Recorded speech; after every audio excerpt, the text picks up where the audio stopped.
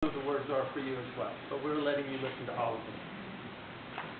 Before Debbie and I will exchange vows and rings, and I take a few moments to offer a few reflections, what I want to do is to say a few words about this chuppah under which we're standing right now.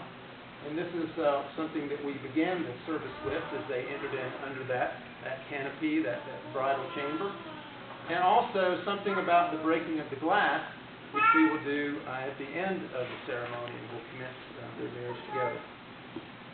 This canopy, this chamber underneath which we're standing, is a beautiful tradition.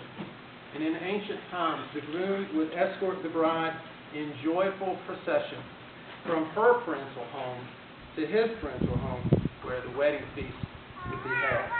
There, in a special chamber known as the chuppah, built by the groom's father, the marriage would be consummated, as recorded in the psalm that I just read, which says, "It is like a groom emerging out of the chuppah, rejoicing as a hero in order to run a race."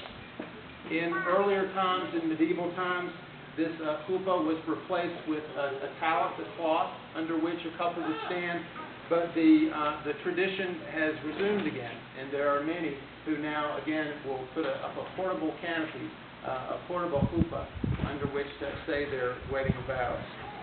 It is interpreted as a symbol of the home that the bride and the groom are about to establish, and as an expression of the hope that home will be filled with God's presence. The fact that the chuppah is open on all sides recalls the tent of Abraham, who was known, we might say, as an exemplar of hospitality in Genesis 18, because his tent was open on all sides, and he invited strangers to come in and eat.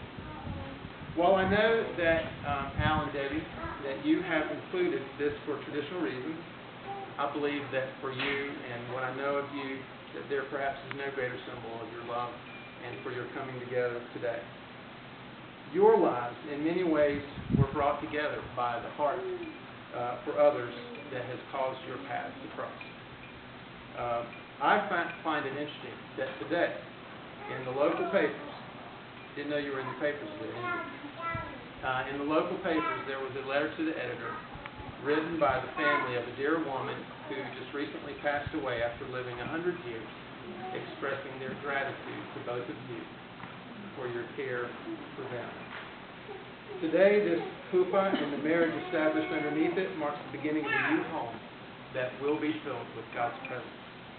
All of us here today are either family or formerly passing strangers to whom you've already shown such hospitality.